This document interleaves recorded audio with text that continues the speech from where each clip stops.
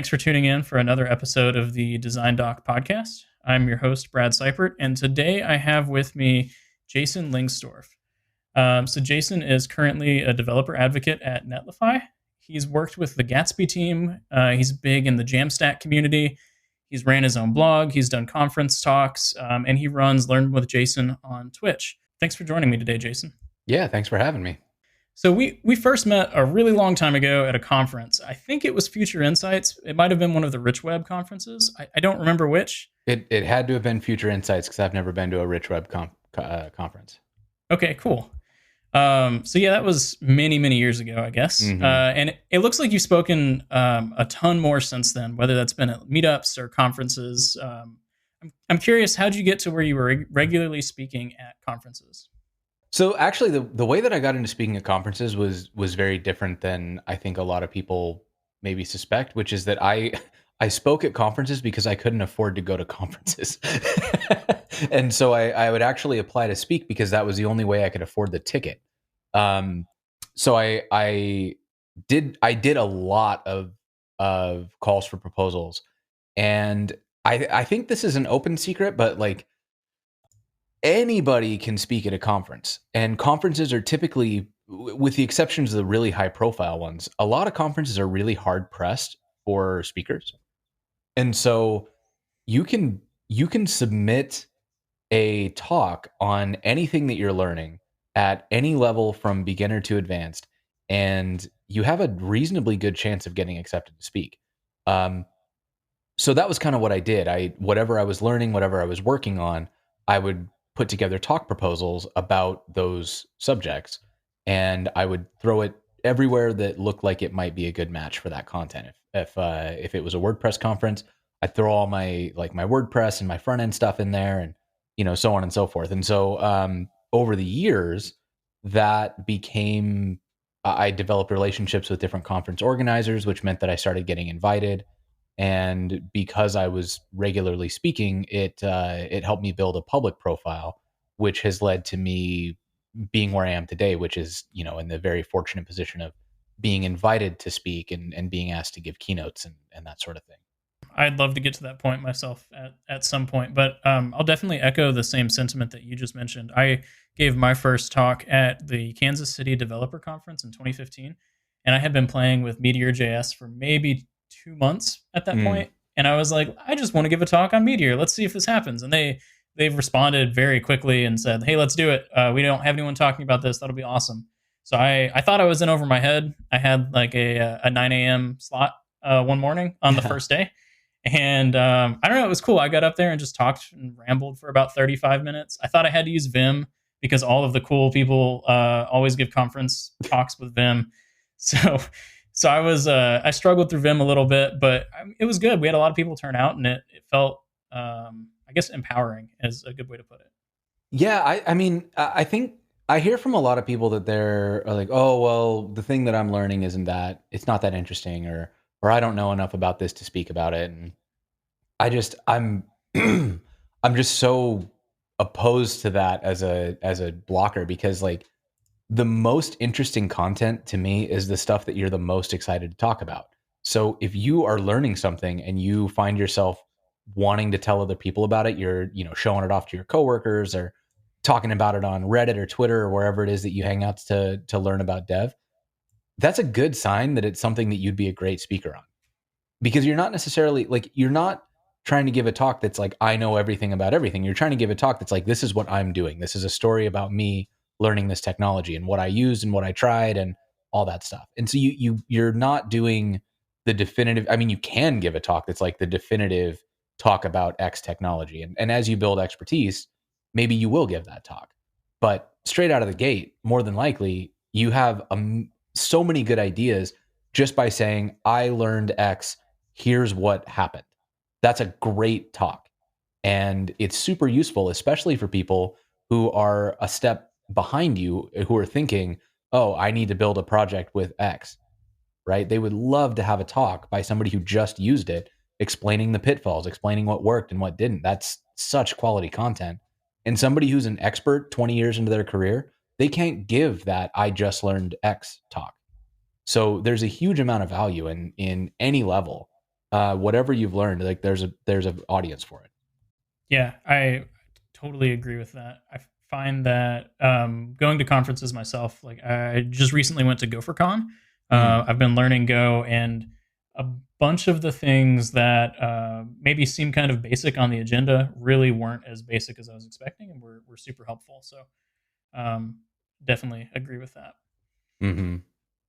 So I'm curious. Out of all the talks you've given, were there any that like you're particularly proud of, or you were super passionate about? You really just wanted people to like buckle down and see that this is the way. Uh, I mean, I will caveat this by saying that like I don't think that anything that I believe is the way. But there are a lot of talks that I've given that I'm pretty passionate about, and especially as I've gotten further in my career, I've gotten more and more interested in talking about the what I call meta work, um, and that's the idea of like how do we do more effective work? Because I think that technology is an expression of getting work done. Like when I use JavaScript, that's a path to a solution. What I want to know is how did I decide what the solution was going to be, right? Like if we're talking about the technology, we're already 4 or 5 steps down the path. What happened with like step 1? How was I like, hey, I'm going to build a thing?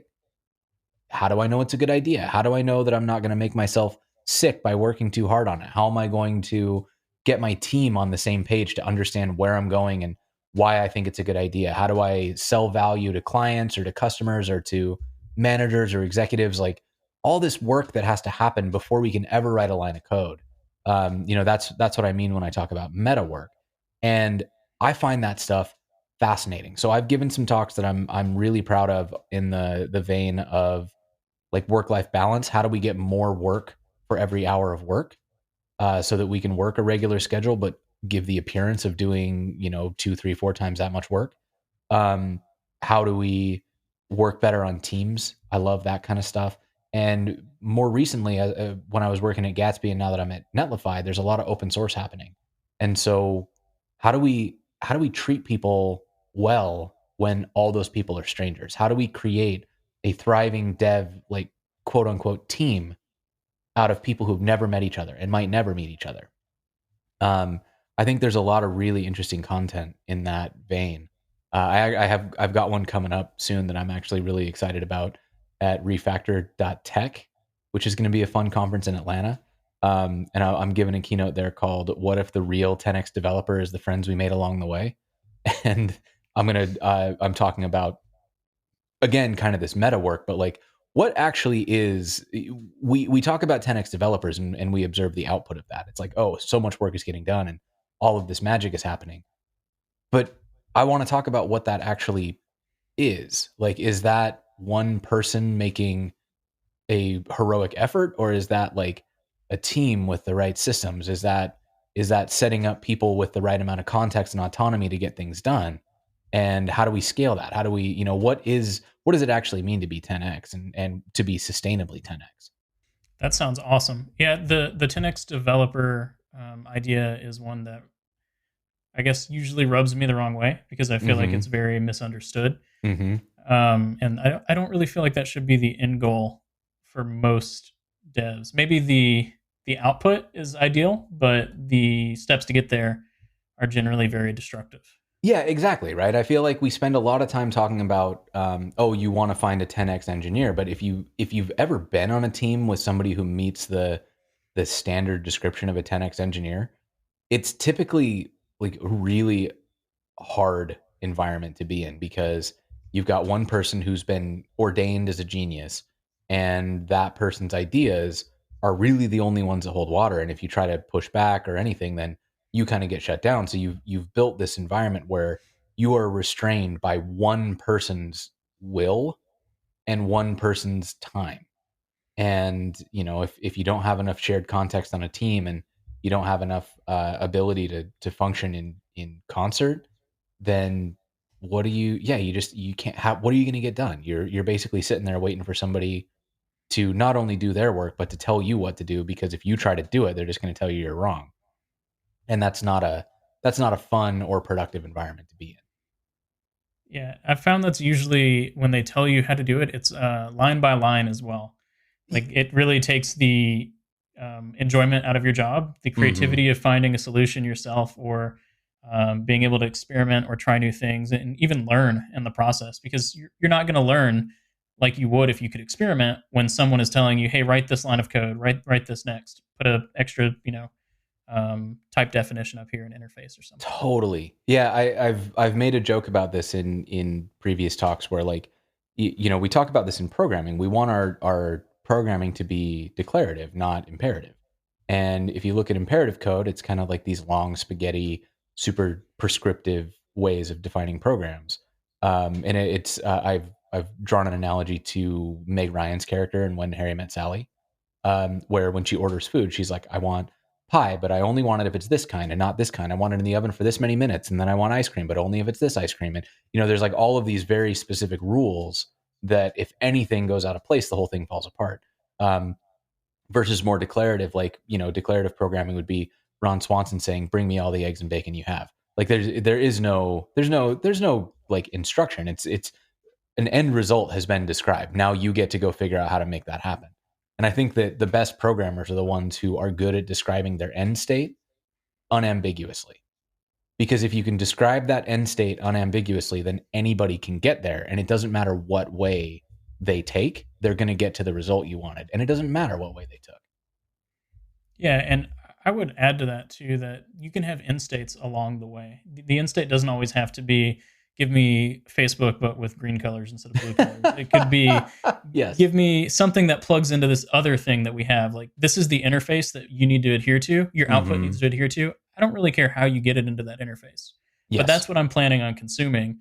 So like that needs to meet up. The rest is pretty free form. Yeah, 100%. And I would argue if your output is something as big as make me Facebook, you probably have some planning to do. For sure. So you mentioned work-life balance is something that you've been more interested in. If I remember correctly, you ran your own business for a bit and got to the Mhm. point where you were losing beard hair from stress. And I've been there before, and I'm curious if there's any overlap between that and your newer thoughts on work-life balance. Yeah, it almost a direct kind of transition because when I was running my agency, I was running it with the unhealthy approach of the standard 10x developer. I didn't know how to delegate and I was overwhelmed and I hadn't learned how to talk about things in a way that was uh, I wasn't communicating well. So I would walk into a room and I'd say, we need to do this, but I'd only give half the story and then I'd get frustrated and then I'd do it myself. And so that led to this very, high stress. Everything was my fault. I was the bottleneck for everything, which meant that I was on all the time. And by the end of that, toward like 2012 or 2013, I think it was, I got so stressed out that like all of the hair in my beard fell out. I had I had like if I had just let my beard grow naturally, I would have these really terrible mutton chops and a mustache. So like what's that one called where you just shave the bottom?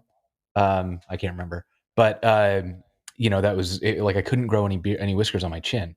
And that led me to the first of two really deep existential crises. Um, so I was kind of like, okay, well, this isn't what I want to do. Like, I don't want to be this person. I don't want to live this life. Maybe I shouldn't be in tech. So I kind of hard bailed on the agency. I sold it off. I kind of broke down my interest in it and just took a single contract that I knew was going to be low impact. So I wasn't going to make hundreds of thousands of dollars. I wasn't destined for fame and glory. I was working remote with one client who had relatively low expectations.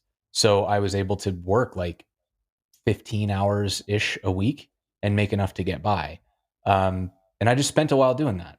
And then I hit my second existential crisis, which was I have to be doing something that means something to me because that client project wasn't enough work. I wasn't working on important enough things. And I started to feel like, well, why do I matter? Why am I doing anything at all? Um, and that kind of got me to my current worldview, which is that like you want to work hard enough to feel like you're challenged and hard enough to feel like you're doing something that matters, but not so hard that you're trading off all the other aspects of your life, or even more than a couple aspects of your life. Like everything is trade-offs. You're always going to say, oh, well, I would rather, eat this big fun meal with my friends than hit my calorie goals for today. Or I would rather work on this project this weekend so that I can fully relax when I go on vacation than to strictly adhere to 40 hours of work this week. And you can always make those trade-offs, but at the same time, like, there's a point where it ceases to be a trade-off and starts to be like a pattern or a lock. And I think when you get locked into that sort of stuff, that's when it starts to feel like you're moving toward burnout. Does that make sense? Yeah, that definitely does. I've seen overlap in my own life there as well. I've generally, I guess, generally for the past 7 years worked full time dev jobs, Mm. but have also done contracting as well. And it feels like you never get, or at least in my case, I never get contracts when I want them, but they all come at once. Yep. And then I'm afraid to say no. So I end up pulling in, like, I'll work 80 hours a week, like 40 hours, 9 to 5, and then like 4 different projects, like 10 hours a week or something. And that's just, it's absurd. Yeah, So I've, I get that feeling though. Like especially with the contracting, this is like if you say no, you'll never get that contract again. Like, and like you want the resume points, you want the cool stuff that you're doing, you want the extra cash. But oh yeah, I get that. That's a stress that I am very happy not to miss anymore. one thing that's helped with that is I've grown a lot, not only as a developer, but just as a software product person, a software person maybe is the appropriate term. So I've started taking on some personal projects that I really want to Mm. see come to fruition. And I get to more or less set my own hours. Actually, there's no more or less. I get to set my own hours on that, choose what we're building in, and all of those things. And that's been awesome. It's also been a really great way to, if you get fed up with work because of, like, you're working in really old versions of Ruby or something, you can, have a project that's the way you want it to be, to kind Hmm. of just soak that enjoyment. Totally. The big thing for you right now seems to be developer advocacy. I think you were doing that at Gatsby, Hmm. and you're definitely doing that at Netlify. I'm curious. Are you still pushing Jamstack as, like, well, not pushing, but is that your main focus at Netlify? Is Jamstack as well? Yeah, I mean, Jamstack is kind of the development paradigm that makes the most sense to me right now, and it's the one that Netlify is built to support. So it was a pretty good match when I moved over. What I think is really interesting about the Jamstack is that it's taking, like, we're not inventing new things here, right? Like the Jamstack as a concept is a new way of approaching old problems using technologies that largely we've had that are just getting more approachable.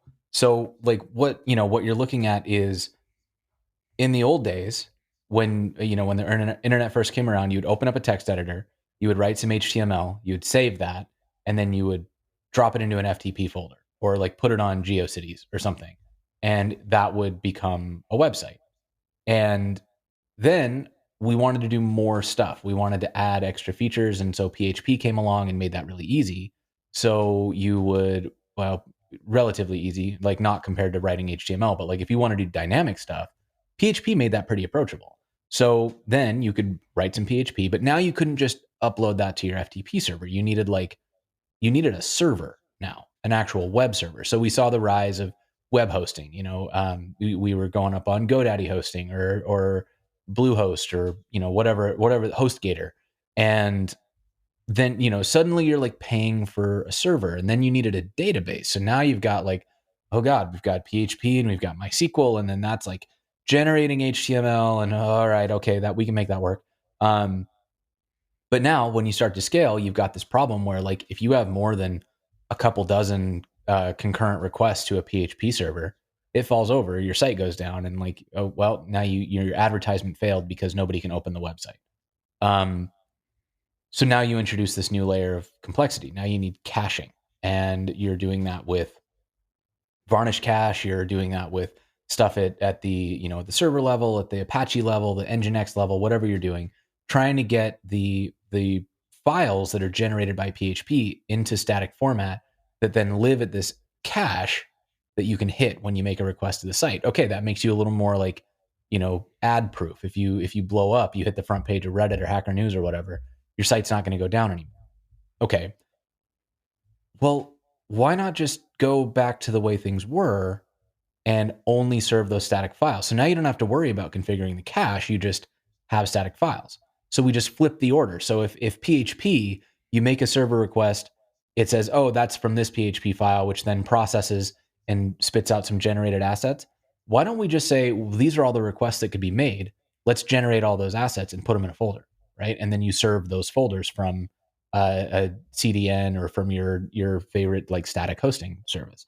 And that's basically what Netlify does, right? Where we are a place for you to put your static assets. And what that means is that like now you're getting exactly the benefit that you got by dropping a text editor file into GeoCities, but we've moved a bunch of complex like cache management stuff.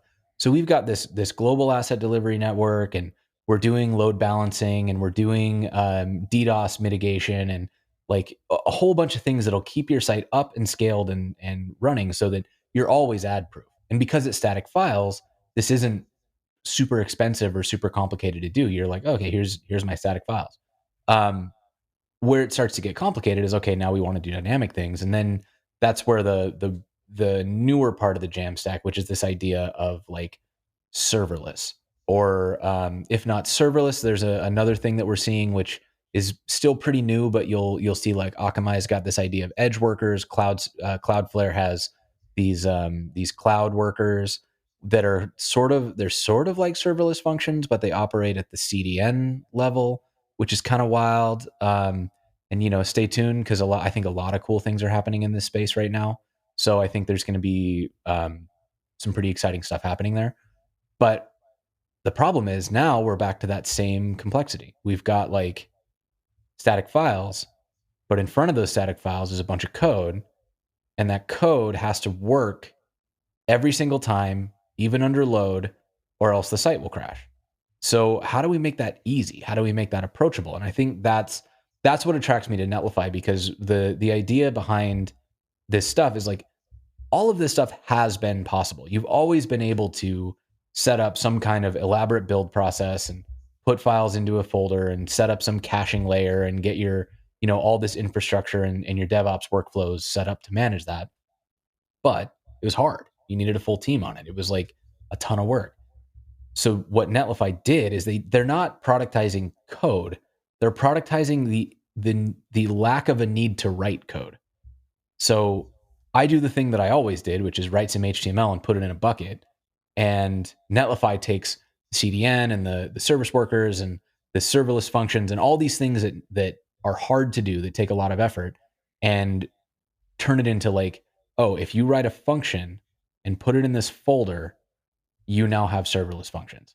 You're not writing config files. You're not figuring out load balancing. You're not figuring out how to like connect 4 different services in whatever cloud provider to get, your DNS to route to the function, to route to your logging service, to route to whatever. It just works. It just happens the way you want it to. And you as a front end developer get to do what you wanted to do, which is build a website, not wrestle with config. So anyways, that's a very, very long-winded way of saying that I think the JAMStack is dope. Yeah, I'm still learning more about the JAMStack in general, but I've enjoyed what I've learned from it so far and what I've seen. I really like Netlify as a platform. I run a couple Hugo sites on Netlify and just a React single page app as well currently. And it blows my mind how easy it is to set everything up on Netlify, as opposed to, even just dropping it in like an S3 bucket. Like the process is so much more automated, and the DNS setup for Netlify is fantastic. Plus you have all like the forms, the A/B testing from branches. It's really helpful.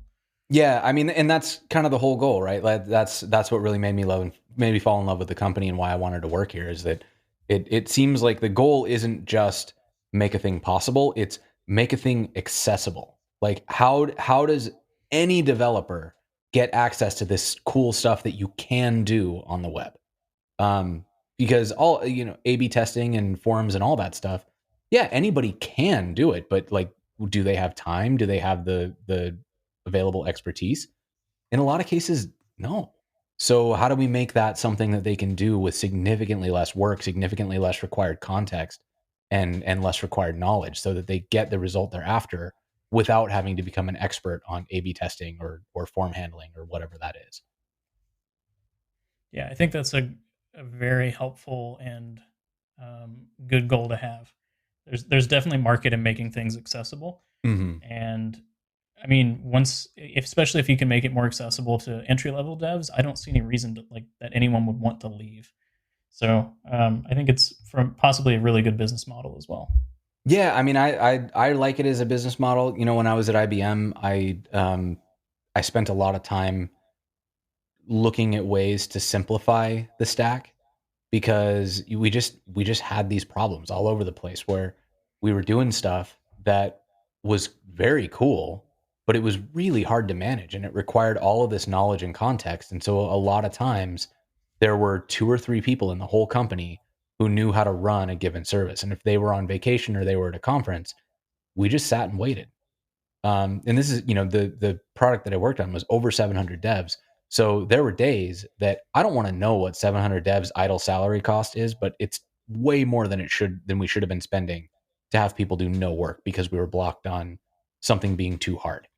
And so, it's really, it starts out as being something that's like, hey, let's make this accessible to beginners. But what it ultimately becomes is, let's remove the need to become an expert in things that aren't core to our business. Sounds like a no brainer when you put it like that. So it's really interesting to hear that that's like an issue that very large companies and prominent ones could really face, but that does make sense. We're going to take a really quick break. Get up, grab some water, anything like that if you need, and then we'll be back in just a moment to talk about running your own site, maybe a little bit about Gatsby and the Learn with Jason Twitch stream. Great. Cool. We'll be back in just a moment.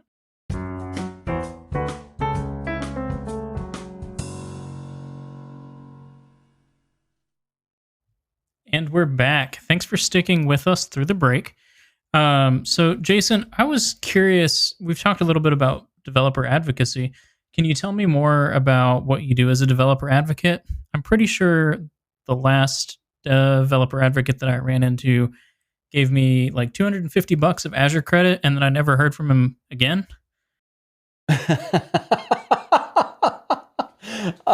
So, well, so my job is, we're doing it a little bit differently than what you would call standard developer advocacy. So like, we call it developer experience engineering. And the reason for that is that, well, on one hand, it's just because like Sarah Drasner is a very good, like she's very good at what she does. And she pitched this when she joined Netlify. But the goal is like, a lot of time what we'll see happen is that developer relations or developer advocacy starts to develop a gulf between the people doing DevRel and the people doing product. And if you think about what the job is supposed to be, we're supposed to be the people who are out in the world, both communicating the unique value, like what's possible with a product, and also reporting back to the team on like what could be improved, where people stumble, what doesn't feel good to use. So what Sarah did when she set up developer experience is she built in some safeguards to make sure that we are actually doing the right things. So one of the things that we do, for example, is we do a 3-month product rotation at regular intervals in the company, where I will stop doing public facing stuff, or at least severely limit it, and work on the product. I'll embed with a product team. I'll report to an engineering manager and work with that team to build the product. And the reason for that is so that I know what the product does, what we're working on, how it feels to work on our product, all the things that are important to understand as an engineer. And it also helps me like be an engineer. Like I should be working on real products and not just in the position to only ever build proofs of concept or or to build like hello world apps to show people how things work, I should be seeing edge cases. I should be dealing with complex things. So that's one part of it. And then the other part of it is what I would consider us to be the like the interface between companies and the developers who use those companies. We are there to be paying attention. Like if you get stuck on Twitter and you're frustrated, we should notice, and we should show up and say like, hey, here's a doc, or here's an example, or how can we help, to try to point you in the right direction and make sure that you don't go from I don't get this to this company sucks. We're there to make sure that you succeed. We also want to make sure that people understand how things work. Like a lot of this stuff is really difficult. Understanding conceptually what the JAMStack is, especially when you get beyond the surface level and you start talking about, how do you integrate serverless stuff? How are you doing authentication, or when you start digging into like these really advanced workflows, what does that mean in the context of the JAMStack? What's the language we should use to describe that? What does it enable? And like, how could we fit that into a workflow that's never really considered doing it that way? Like that's on us. We need to come up with those analogies, with those conceptual guides that help people make the steps between where they are now and where they could be if this ended up being the right stack for them. Because a lot, like the vast majority of us just need to build products. So when we're doing research, we don't have time to like do conceptual trailblazing. We need to look at like established pipelines and choose the one that meets our needs best. So it's our job in like developer experience, DevRel, whatever you want to call it, is to provide those pathways. We want to show you the happy path and show you what to do, and really like broaden that happy path. So it's not like, well, you can do this one thing really well. It's like, well, how do you do this one thing really well? And then also start to expand out to cover more and more of the edge cases so that you can fit like any part of whatever business into this paradigm. And we do that by building stuff and by talking to the product, talking to customers, talking to our engineering teams, and making sure that we're kind of sitting at the center of that Venn diagram and understanding all of the concerns and trying to help match them together. It's interesting to think about because in a lot of ways you kind of play like a customer experience or customer support role, but also a product role and also a developer role all at once. Yeah, it really is like, and I think that's a good way to look at it because it is all of those things. And it's also, in addition to that, documentation, like writing and education. So you're a teacher and you're support and you're an engineer and you're thinking about product. So it's, it makes you wear a bunch of different hats. But I think that's what makes this job so much fun for me, is that there's a variety of things to do. And so, I feel like everybody has their own tolerance for like routine. And I have a very low tolerance for routine. I get really antsy if I feel like I'm doing the same things over and over again. So this job is a lot of, I guess what I would like, maybe chaotic good, if you were going to put it in an alignment chart. Like this is this is where I want to be. Like I've been described as chaotic good, and I took that as a compliment. I mean, there are 8 other spots you could fall, and 4 of them are in my opinion, worse. So I'd say that's pretty good. Plus, it really depends on what you're looking for. Okay, that clears up a lot. I'm curious, before the break, you mentioned open source work as well. Do you do much open source work as a developer experience person at Netlify, or is that just kind of a Jason Lengstorf thing? We do open source work. So like, and that varies in I think intensity, but for example, we've got people who are on the Vue core team. That's Sarah. Angular core team. It's Tara Manixic. Phil Hawksworth does a ton of open source work. Divya does so much open source work, and that can range from building examples to managing communities. Like Swix on our team manages the React subreddit and does a ton of work building out, like he's like a test pilot. He just dives into everything and tries it and sees what works and what doesn't, and kind of reports back. So there's open source work in the sense of we will try this and write a report so that you can get a kind of at a glance look into what it does. There's open source work like submitting pull requests to documentation for different open source repos. There's open source work like, I think Tara and Sarah are straight up writing core code at certain points. I contribute to like the Gatsby core repo, some not often anymore, but I have made contributions to the Gatsby repos. I do a lot of contributions to open source examples to show people how things are built. And obviously, like the vast majority of my work, I think 99% of code that I write is open source. Um, and that, that's a choice. Like I prefer that all that stuff is an open book because, why not make it an example if I'm going to write it? Yeah, I appreciate that so much, and I definitely agree with you. I try to make a lot of my stuff open source, or at least have Mhm. CodePen examples or something that I can share with people where they can clone it and play around with it and tinker things, and hopefully get them one step closer to what they're trying to build. Mhm. So you also run JasonLengstorf.com. I have some questions about that, but I guess I'd be remiss to not ask: does it run on the JAMStack? Is it Gatsby? Yeah, so Lengstorf.com is a Gatsby site.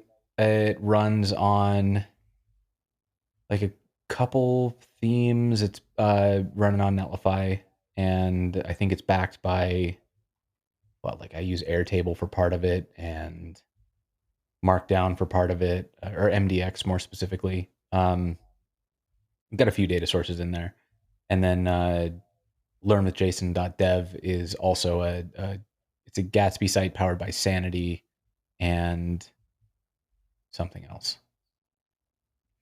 No, just by Sanity, and it's got a little MDX in there as well, also deployed on Netlify. So, as someone who's not super familiar with Gatsby, those are different backends that you can plug up as a data source or content source. Is that correct? Yeah. So, what I would say, like Gatsby's unique value proposition is, like Gatsby does a lot of things really well, but a lot of modern frameworks do a lot of things really well. And I think what Gatsby is currently kind of alone on is that Gatsby does this like data source um, content mesh is the language to describe it, where you're effectively able to say, I want to use Shopify for products and WordPress for content and MDX for like legal pages and Instagram for photos. All of that gets sucked into Gatsby and put into a unified GraphQL data layer. So now you can, and there's a lot of advanced use cases. You can create relationships between different nodes and all that stuff. But with the power that gives you as a front end dev, I go into Gatsby, I install a source plugin that pulls in data from wherever. I feed it an API key, and it just creates a GraphQL representation of my data. And then I put another source plugin in, and in the same query, I can get two disparate backends in the same, like similar GraphQL shapes and a identical data accessing workflow. So the power there is that like I don't need to learn how to access like Shopify's API. I just drop in this thing, and then I get an API or a GraphQL endpoint that's like, oh, if I query all Shopify product, I'm going to get a list of my products. It's a really, really powerful model, and to me, one of the major factors in a decision to use Gatsby as a framework is it completely removes that whole layer of like data munging that gets really complex and challenging. Yeah, that's really cool. Just trying to imagine like BradCypert.com, which runs on WordPress, and getting a Mm-hmm. similar experience is more or less just a bunch of WordPress plugins and ideally none, but likely a ton of CSS to just make everything kind of blend properly. Mm-hmm. Remove all the implicit stylings that some plugin author thought that I wanted, and everything like that. So that'd be Yeah. nice. Yeah, I mean so there's WP GraphQL is a plugin that turns the WordPress API into a GraphQL API. And Jason Ball, who created that, is actually working for Gatsby right now. So like his primary goal is to make it easy to build Gatsby sites powered by WordPress. So assuming you're interested in doing React and JavaScript and GraphQL, it could be a fun way to try it out. I know that Jason would love to hear your experience with that if you do decide to make the move. Yeah, it's funny. I've been running into tons of issues with my theme and just kind of where I want to go with the site. Mm, So I instead of trying to relearn how to do WordPress themes like I did 6 or 7 years ago, I figured I would move to something different. But the holdup has been like getting my content out of WordPress and into something else. hmm So knowing that that's an option, I really like GraphQL. I really like React. If I can use Apollo in between, that's even better. Unless Gatsby offers something out of the box that might be better than Apollo. But yeah, that sounds great to me. Well, the thing that's interesting about Gatsby is so like Gatsby, all of the Gatsby stuff happens at build time. So you'll access build time data one way, and then if you need runtime data, you can sit Apollo right on top of it. Interesting. Okay, and I guess that's how you get your fast load times and your static pages. Exactly. Yeah. Like that. Okay, that's awesome. Yeah, I really, man, I should have hopped on the train years ago when you first started talking about this. Circling back to your blog, I like I said, I run a blog, so I'm always curious about other developers or tech people that blog. Like, what prompted you to start blogging? Well, that's a great question. I mean, I blog in two channels, I guess. I have technical blog posts that live on learnwithjason.dev. Previously, I had I've moved them around because I can never figure out where they should be. Learnwithjason.dev seems like where they're going to stick because that's like where I'm doing all of my code stuff now. Prior to that, though, I wrote technical posts because I was living in Montana, didn't really have a whole lot of, I had a small developer community that was great, but like there's only so much networking to be done in Missoula, Montana. So the conferences were one way, and we kind of talked about that, and writing articles was the other way. So the same way that I would write tech talks about what I was learning and kind of what I was excited about, I started writing articles the same way. And I wrote one for CSS Tricks, and Chris Coyer was nice enough to just like put it up, even though he had no idea who I was. I had no credibility whatsoever. He was like, "Yeah, this looks cool. Let's put it up." And it was popular, and so that helped me get a little bit of attention. So then I would just kind of blog. I would put together. I did little challenges for myself. Like I had this thing that I called Instant Tip Tuesday that I ran for like a year back in 2010 or something, and I would like do my best to write up a 300 word post that had like one little thing in it. That didn't last long because I ran out of short tips very fast. But but it was always, it was like I wanted some way to collect thoughts.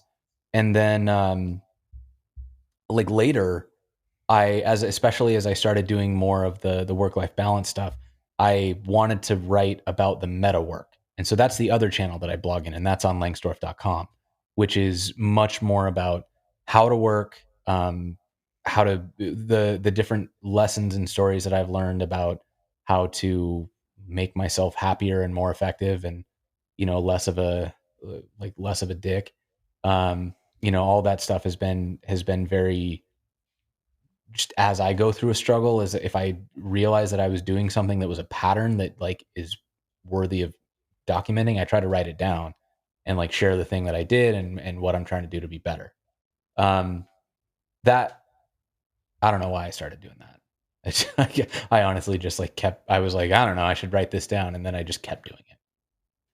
I have a friend that is doing a very similar thing, and I'm so thankful that he does that.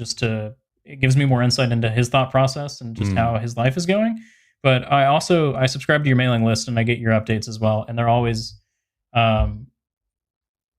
they're super insightful. And I'm trying to think of the right word to use, but I love the tone that all of the messages come across with. They're very factual, straight to the point, and sincere, if that makes sense. So I'm super appreciative of that.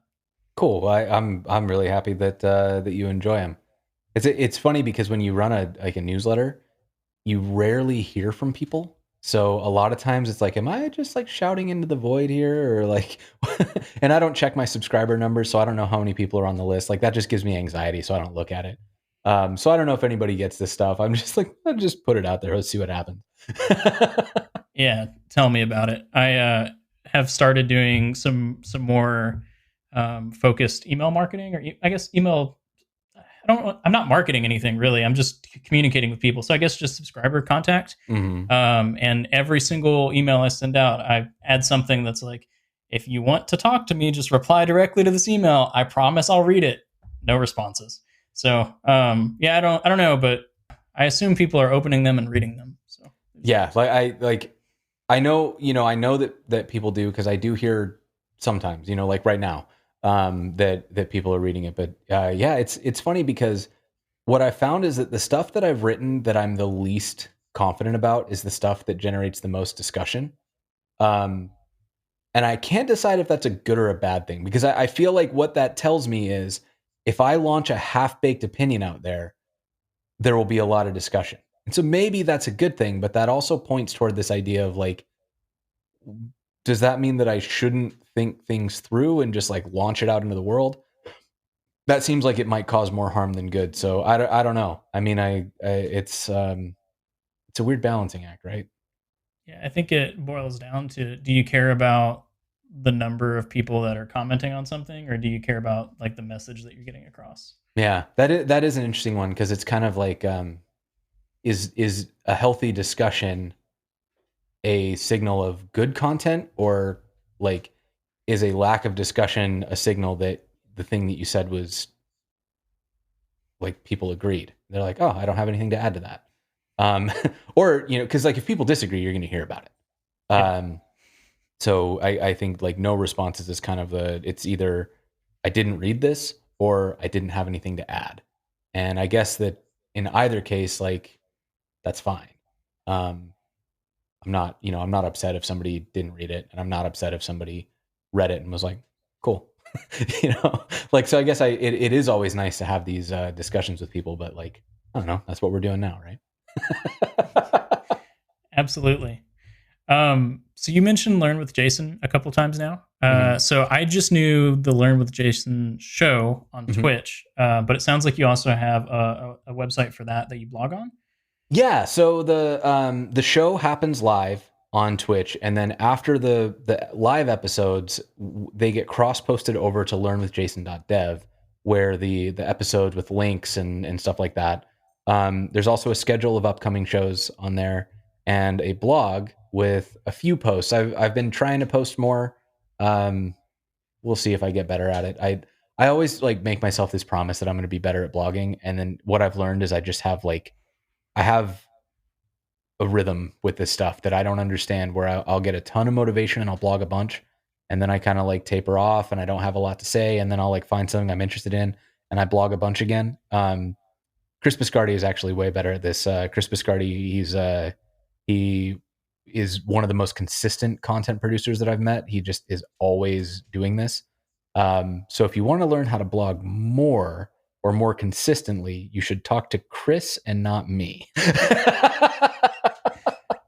I think I probably go in similar swings of producing a lot of content and then not producing much at all. It usually goes with learning new technology. I blog a Hmm. lot about things as I find them, Yeah. um, and not so much like once I've been doing it for a while. But I'm trying to change that a little bit. Hmm. Also, my draft count goes up exponentially faster than my like published post count, so I feel that too. There's a technique for this that Chris and another friend of mine, Joel Hooks, talk about a lot, which is this concept of a digital garden. And they didn't create this term, but they've been really effective at running it, where they effectively, as they write notes, they just publish them. And they're, sometimes they're sentence fragments, they're not complete. It's more like if they were writing down notes for how they accomplished a thing, they just put it up. And if they find themselves going back and referencing it, then they turn it into a full post. So they have like this section on their sites called notes, and then a section for blog. Um, and it's like, the notes are basically drafts that may transition to blog posts at some point in the future. But it's a good way to get that content out there, because it sets the expectation that like what this is for me is like a note is a note to self. I'm keeping a record of something that I learned. It may not be polished or consumable by anybody but me. A blog post is when I realize that something that I've taken a note on is worth polishing up in some way. And I think that's a really cool way to look at it.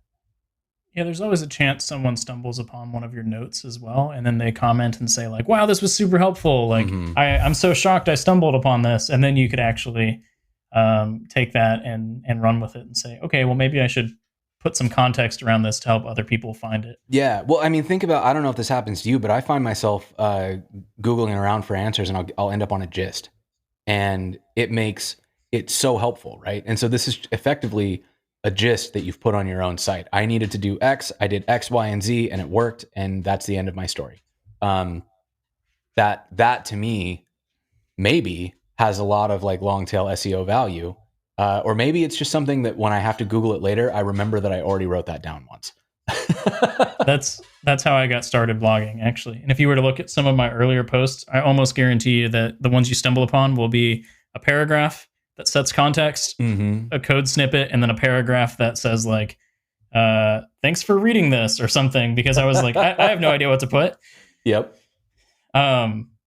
So the Twitch show, do you run that regularly? Yes. I run usually 2 to 3 episodes a week, and I bring a guest on who's an expert on something, and they teach me the thing they're an expert on. So like recently I had Angie Jones on. She is a testing expert, and she taught me how to do visual snapshot testing. And it was really cool because like it's something that I'm aware of, but I've never done before. So she just walked me through setting it up and talked through the benefits, and it was great. And I've done this on like in so many different places. Like I had Sarah Drasner on to teach me D3 and like 3D stuff, and it was amazing. I had Paul Henschel taught me Three.js and React 3. And that like Rich Harris came on and taught me Svelte.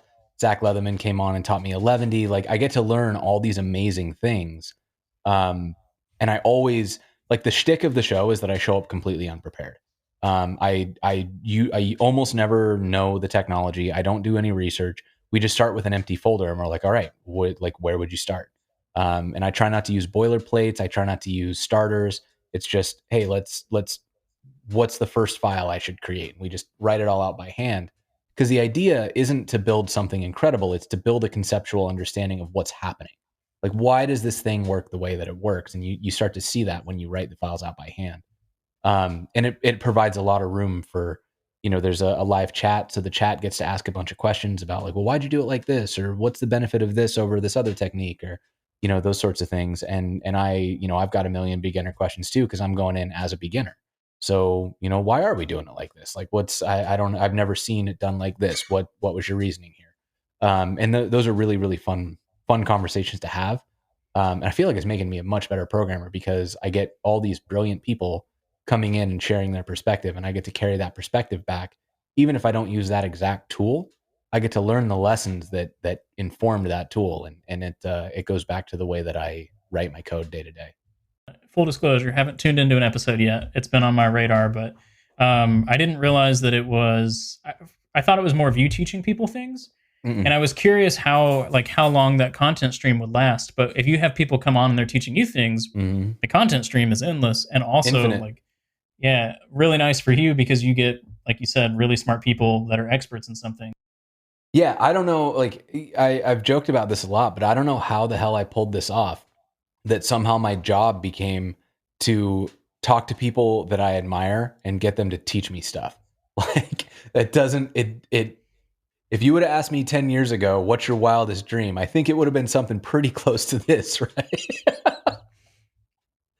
Yeah, I similar idea with the podcast. I've really enjoyed talking with some people that I admire and value their opinions on, to have the same kind of conversations, which is why I'm super pumped that you joined us for this one. A somewhat maybe more political question, but I'm curious, do you think Twitch has a future as a source of education for people that are looking to learn more about software development, or do you think there are better avenues for that? I mean, I think that live streaming is establishing itself as a strong medium for educational content.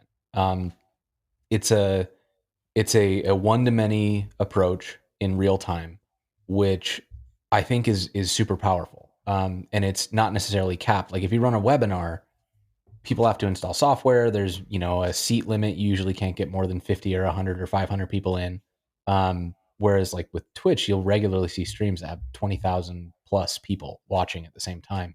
And that causes issues, like the chat becomes kind of unusable at 20,000 people. But at the same time, you are able to do this like one to many communication that's not polished, that's not best case scenario. And I think that a unique value of something like Twitch over something like a prepared workshop is that in a workshop, you're going to see the happy path. The instructor is done. They've done the work. They've done the debugging. They've found all the edges, and they've carefully navigated around them so that in the workshop, everything works. And that's a good experience, right? You're going to learn great things. And you're probably going to get a lot further in a workshop than you will in a live stream.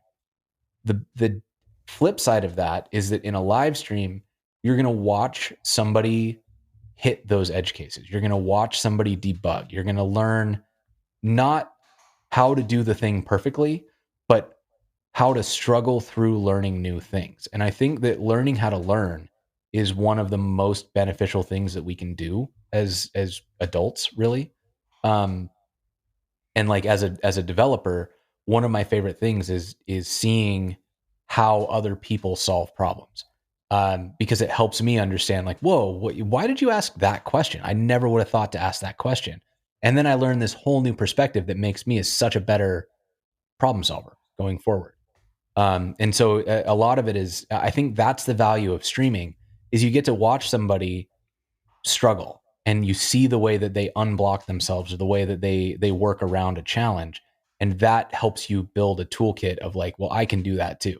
Yeah, the live stream thing feels very real. It doesn't feel like a staged, and generally because it's not a staged like workshop, like you mentioned. Yeah, I mean, and like I said, there's a reason that I go in totally unprepared. Like I never want it to feel like performance art. The performance art is the banter and the joking around, and like I'm comfortable like ad-libbing, and I think that makes people feel more comfortable. And I think if I was just like angry and frustrated because I couldn't get a thing to work, that wouldn't be very fun to watch. So I think that the performance is being able to fail with a smile, but the failure is very real. I think it depends on how angry and frustrated you get. Mm. There's probably a cap where it starts to get enjoyable again. I don't know if I've ever been above that limit. I think I'm more of a sulky, angry developer. I just like glare at my computer. I have yet to flip a table. That's probably for the best. Usually a lot of very expensive technology resides on that table. Indeed. Cool. So this question's a little odd, but it's probably one of my favorite ones. It's kind of stuck with me through the Design Doc episodes so far. So everyone seems to run into issues on something from time to time, and I'm curious if any of with any of your projects, if you ever thought maybe I shouldn't be doing this, like maybe I made a wrong choice. Like with the technology, or just kind of in general. I would say in general, but if you need to go to technology, that's fine too. I feel like those are more common though. I mean, so we talked about this a little bit earlier when I was running my agency, where toward the end of that agency, I was working like 90 hours a week and I couldn't see a way out. I was realizing that I had painted myself into this corner where I didn't have the bandwidth to train people or to build processes or to go out and hire. I wasn't charging the margins that I needed to charge to be able to have employees that I couldn't afford employees. I couldn't afford to pay contractors the rates that I needed to be charging them to be able to keep them around. And so I was in this what felt like a completely hopeless state. And so at that point in time, I remember very seriously sitting down and looking at the want ads in the paper and thinking, I could just go be a barback. Like, I wouldn't make very much money, but I would go to work and then I would clock out and then I would be done and I would just get to live my life. And I spent probably a full year, like very seriously considering dropping out of tech entirely because I didn't know how to handle the stress. Um, and it took me making a pretty catastrophic personal decision to more or less like abandon everything that I'd built in favor of starting fresh, to reset. And like, I was lucky enough that I had that option. I could get that contract that would let me, and like, granted, I took pretty extreme measures. I moved to Thailand so that this contract would cover my needs. It wasn't like somebody was just like, here's a bunch of money to do very little work. It was like, no, we're going to give you a little bit of money to do a little bit of work. And I was like, cool, if I live in Thailand, I can survive on that. And so I was like, okay, I'm resetting. Like, I want to be reset.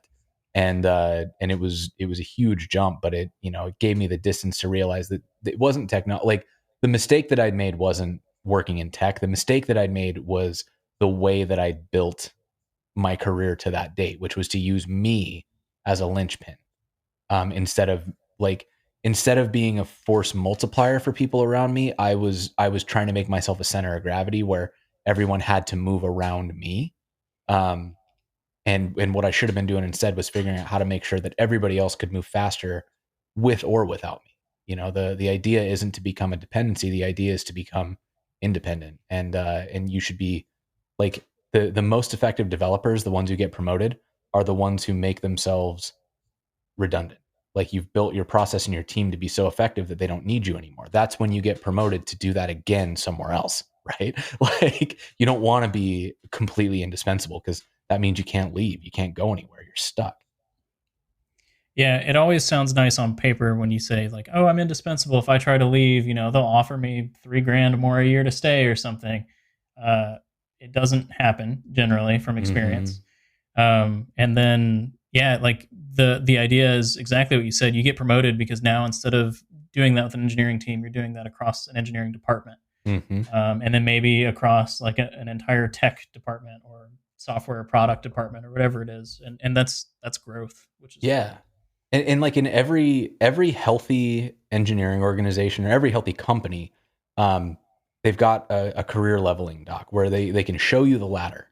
And the ladder is typically going to go across like multiple facets of your job.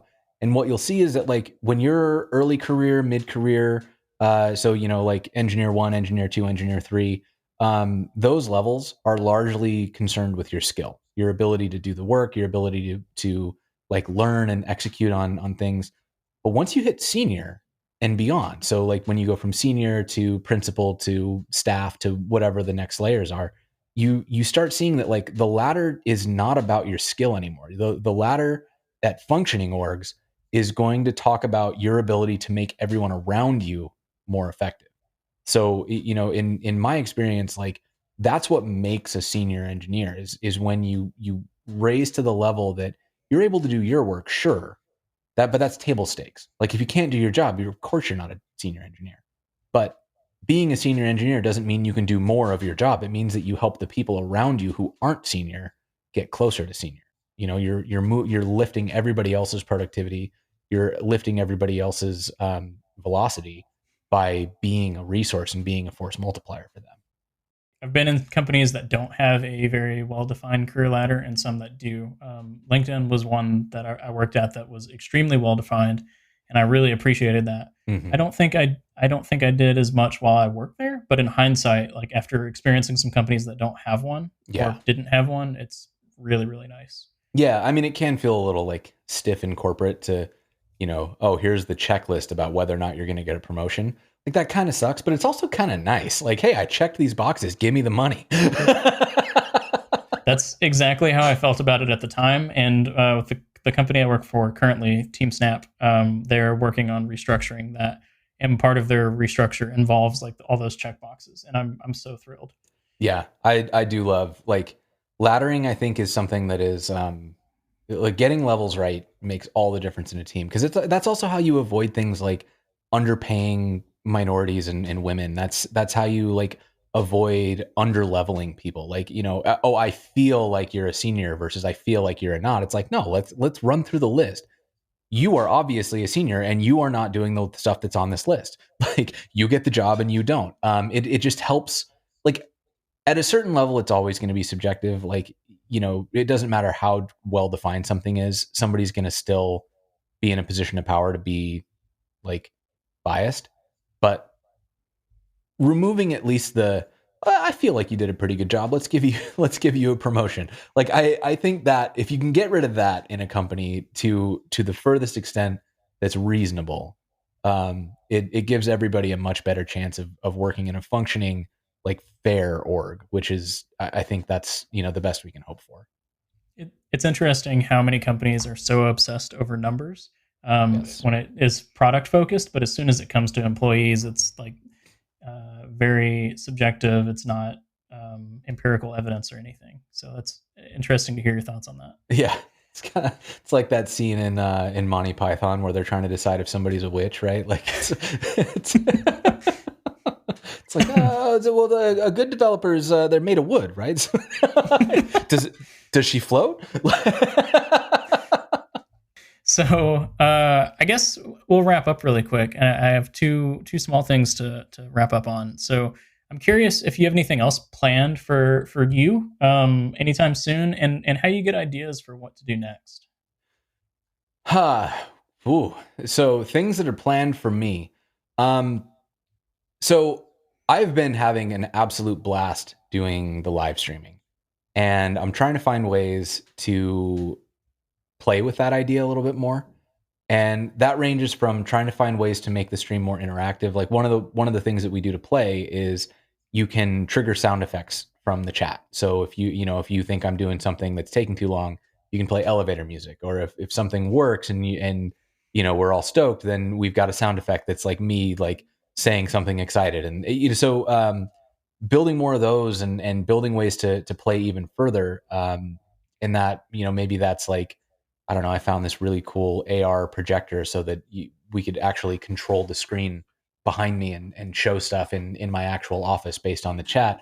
I don't know if I'm actually going to do that because it's super expensive, but like the ideas like that, or figuring out how to live stream different things. Like, my partner is an excellent baker. What if I could live stream learning how to make a sourdough, or, live stream how to make a good cocktail? Like, I love making cocktails. Maybe that would be a fun thing to do. So I'm also looking into options for how I could do that without converting my entire house into a studio, which is both impractical and I'm pretty sure something that would get me uh, into a lot of trouble with my partner. But yeah, trying to play more with those concepts, and then also just trying to do more creative stuff. I'm not very good at having hobbies if I don't think I can monetize them.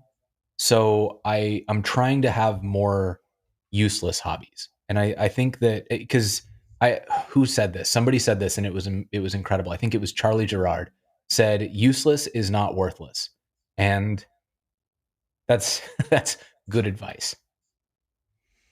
I like that advice. I guess regarding anything that we've talked about today, including starting a business, the live streaming, developer excellence, any of that type of stuff, do you have any tips for people that are interested in learning more about those avenues? I mean, for learning more, there's so many, like, brilliant people that you can follow. Laura Hogan has a ton of information. April Wenzel has a bunch of information about working on teams. There is a book called, what's it called? An Elegant Puzzle, I believe. That's written by an engineering manager at Stripe, I think. It's a really good book about that sort of thing. Um, I also think just like recognize that the highest value thing is not code or understanding code. The highest value thing is understanding the way that people interact with each other and the way that people learn. Because if you can figure those things out, you can get anybody to understand and use any technology. It's not about the code. It's about getting everybody to a point where they can agree on what to build. And I think that's, like, those are the skill sets that really start to make the difference and what'll take you from being in a like a mid career to the senior or beyond. Cool. I really like that last tip. That uh, not to say you're targeting anyone, but that feels super practical to me. So, Cool. Well, if people are interested in following you or your work, where can they do that? I spend the most time on Twitter. My handle's J Lengstorf. I also post. There's a full schedule up on learnwithjason.dev. I have a newsletter full of tips on meta work and discussions of kind of career things on lengstorf.com. And that's where I hang out the most is those places. Well, cool. Thanks for taking the time again to talk with me today, Jason. I really appreciated it, and I feel like we have a ton of insights. You're an extremely quotable person. Well, thank you so much for having me on. I appreciate it, and I hope that this is useful to your listeners. Yeah, I hope so too. So I guess this wraps it up for this episode of the Design Doc podcast. As always, I'm your host, Brad Cypert. You can find me on Twitter at BradCypert and bradcypert.com. Thanks for tuning in.